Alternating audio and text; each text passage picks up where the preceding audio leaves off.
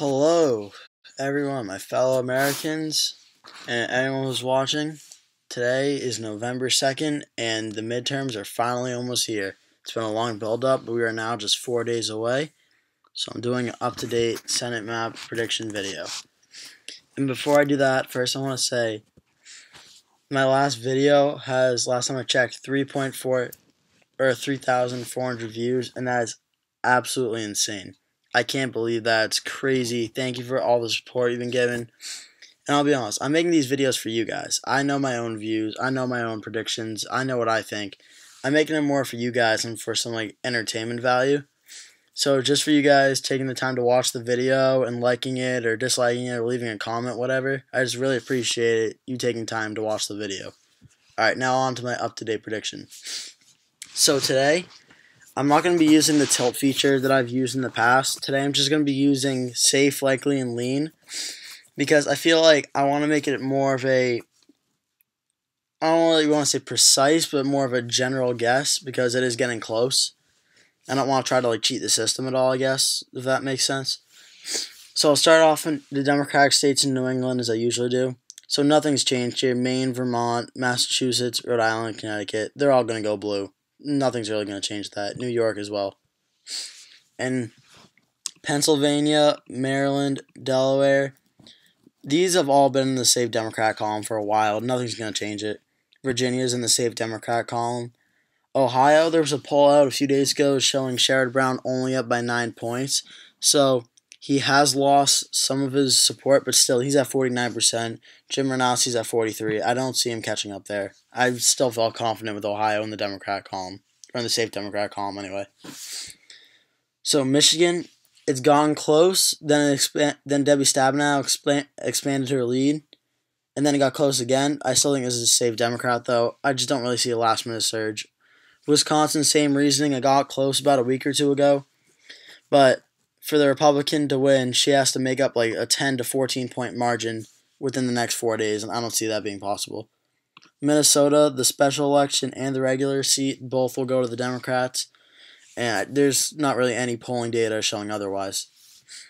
The state of Hawaii, Mazie Hirono, she'll win that by a big margin. California, 2 Democrats on the ballot. That's a safe Democratic seat. And Washington, that's also a safe Democratic seat. So a change that I haven't done in previous videos is I haven't not filled in New Mexico. And my reasoning for New Mexico is this. Is libertarians usually take away voters from the more Republican side. They do take away some Democratic voters, especially some more moderate ones. But for Gary Johnson or Mick Rich to win in New Mexico, they need to basically overpower one of each other. There's a new poll that had Martin Heinrich at 45, Mick Rich at 47 or 48, I believe, and Gary Johnson, I think either 7 or 8 or something like that. And I think I got the numbers wrong, but I know the math added up to there being more quote-unquote conservative vote over Martin Heinrich if it was unified. But I just think with 3 candidates on the ballot, I don't see the possibility of Mick Rich or Gary Johnson winning. However, if it was Heinrich versus Johnson one-on-one, I do think there is the potential there for Johnson to win. If it's Heinrich versus Rich one-on-one, then I still think Heinrich wins that race. But since Johnson's popular in New Mexico, I think he would have a better chance one-on-one of winning. But again, please leave a comment below if you agree or disagree. Please let me know because, I don't really know the state of New Mexico and its politics all that well. So yeah, leave a comment, let me know. Now we're going to go to the safe GOP seats. Utah, Mitt Romney, that's definitely going to be a safe state. John Barrasso in Wyoming, Deb Fischer in Nebraska, and both Mississippi races are all in the safe Republican column. So at this point in the stage, really not that much of a given. I know Republicans will have at least 47. Democrats will have at least 42. So now, what do we know so far? Well, there's been some new polling data out of a lot of these states that I've left kind of untouched or uncharacterized. So, we know that... Oh, actually, I left it. Hold on. One second.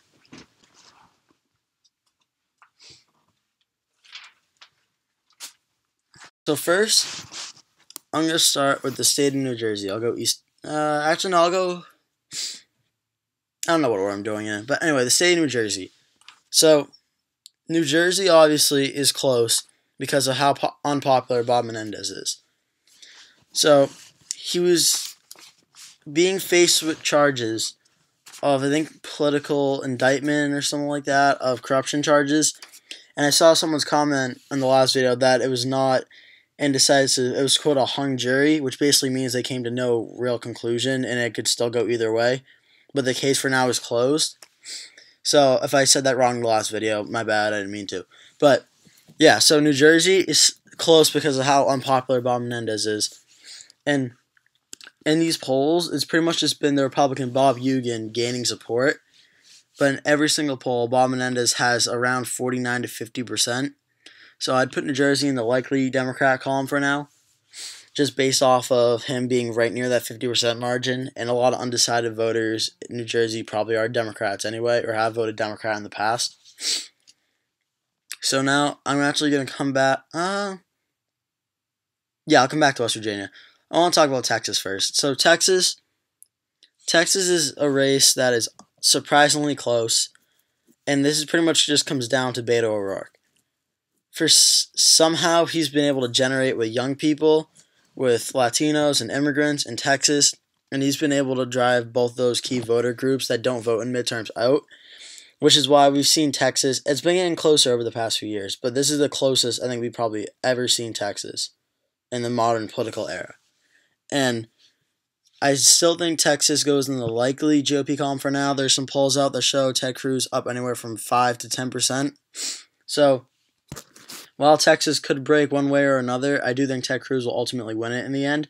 But just the fact that Beto O'Rourke has made it this close already is truly astonishing, especially for the red state of Texas.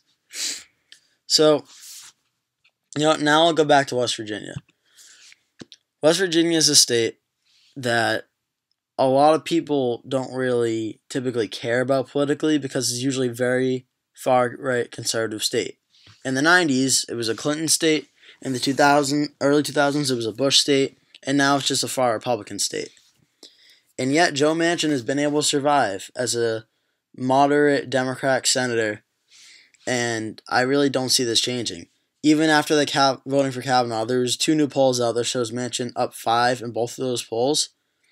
But I feel like up 5, after Trump has already been there a few times, I think he's going back there again before Election Day. But if Trump's been there 2 or 3 times and this still hasn't gone with a Republican Pat Morrissey in the lead yet, I still think I put this in the likely Democrat column. I think Joe Manchin, if he just keeps pushing this moderate Democratic view, I think he should have no problem holding on to West Virginia. Also, I have to mention this now. The West Virginia song by John Denver, pretty good song. Hopefully I get some likes and comments in that too. So, Tennessee. Tennessee is a race that has changed over time. Phil Bredesen, the Democrat candidate, former governor of the state, very popular. I think he left the state with like 70% approval rating. He started off early leading, then after the primaries, everything shifted, and now Marsha Blackburn, the Republican congresswoman, has led in virtually every single poll since then.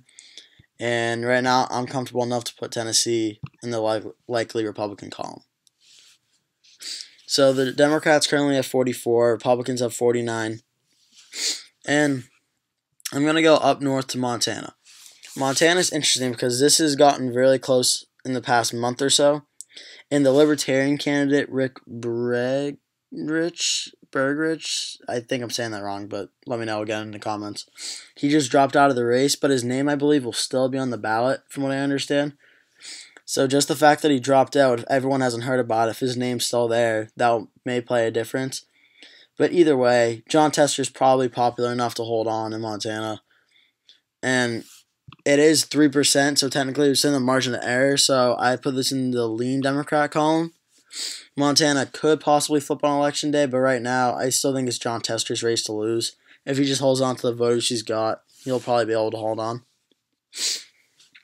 And now, I'll go right next to Montana to North Dakota. North Dakota, all of a sudden, after the Kavanaugh situation, it just flipped. It was somewhat of a close race, then right after Kavanaugh, all of a sudden, Kevin Cramer, the Republican, just took off and had big percentages. At one point, he led by 16, 14, and 13. North Dakota, I've had it in the likely Republican column for the past few predictions, and I'm going to do it again. North Dakota, I don't see going blue, and I think many people agree with me on that one. So Republicans, I say, will officially hold the majority with 50 seats, and I do think they're going to pick up a few. But with Mike Pence as the vice president, they already have the majority. They only need 50. The Democrats need 51. And I think at this stage of the game, the Republicans will pick up seats. Now it just depends how much they'll pick up. And for the record, of the remaining 5 toss-up seats, 1, 2, 3, yeah, 5. I can count. All right. Jeez. Seriously, I've said this last video too. Not the greatest in math, so let's talk about polls and statistics. It always works out well.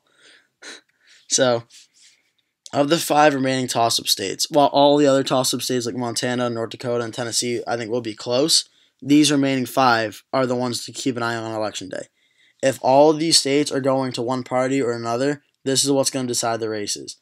Because, say for instance, early on in the night, if the GOP is overperforming in New Jersey or Virginia, that could be signs on, say, how they do in Florida or Missouri or such.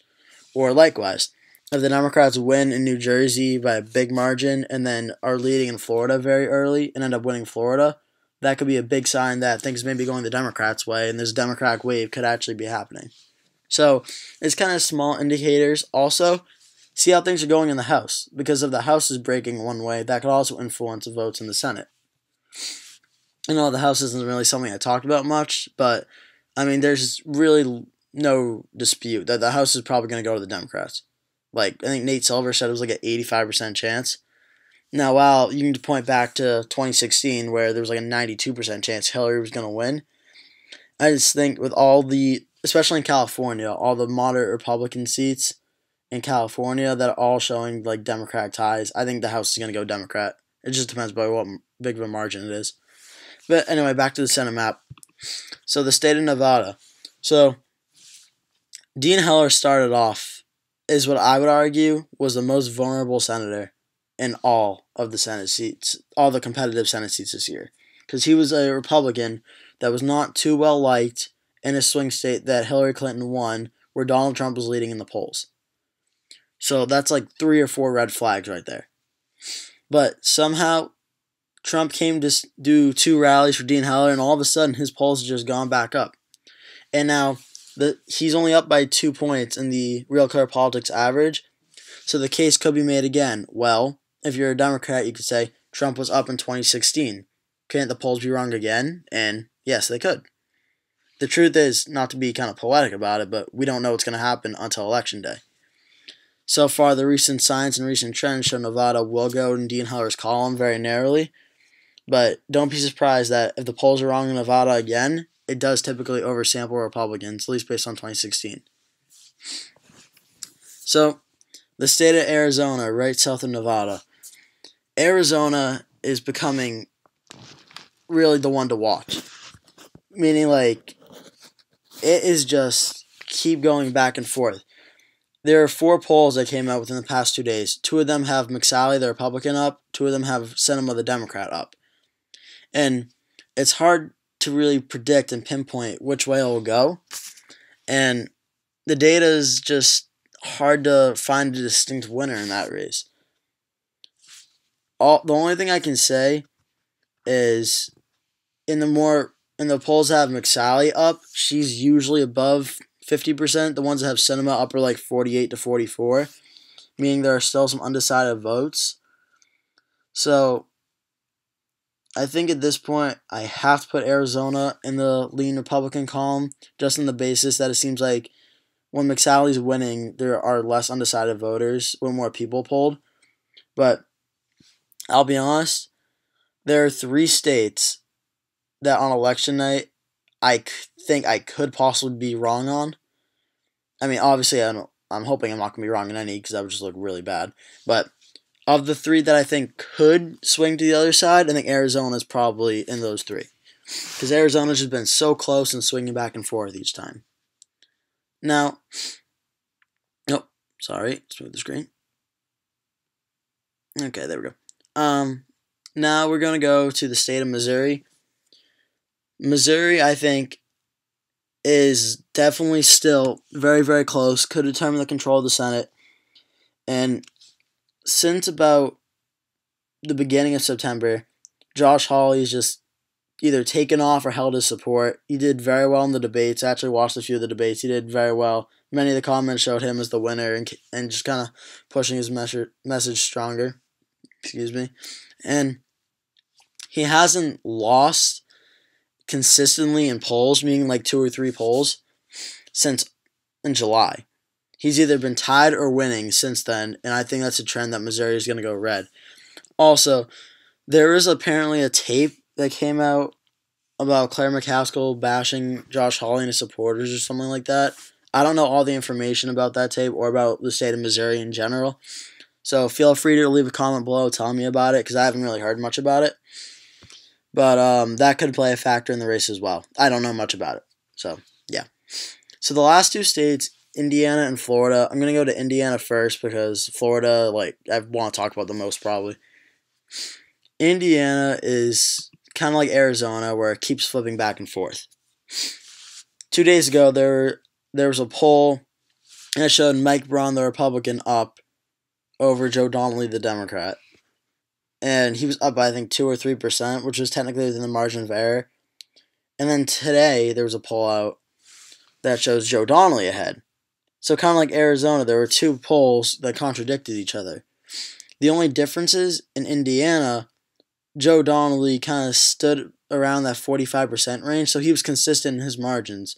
Mike Braun had 43 and 47 in 2 of them, and then he also had 38%. But the thing to watch in Indiana, as I mentioned earlier, for another state, New Mexico, is the Libertarian candidate in Indiana is taking a big percent of the vote. And that's something to keep an eye on in Indiana. Also, I forgot to mention one thing about Arizona while I'm talking about third-party candidates. The polls that show Sinema beating McSally are all one-on-one polls. There is a Green Party candidate, and when that Green Party candidate is included, McSally beat Sinema by anywhere from 2 to 4 points, which is another reason I think Arizona could go red. I just want to mention that now because I know I'm going to forget. But yeah, Indiana, there's definitely more conservatives and libertarians than Democrats, but I think if that vote is split, that could be enough to narrowly give Joe Donnelly the win, which is a flip from my last prediction. I did have Mike Braun winning, but I think with more data that's come out, Indiana is enough to flip and stay in the Democrat column. Also, not to mention, Joe Donnelly, while he is a Democrat in Indiana, he's a moderate Democrat, and he is very well liked there. So that could be another factor as well. So, Florida.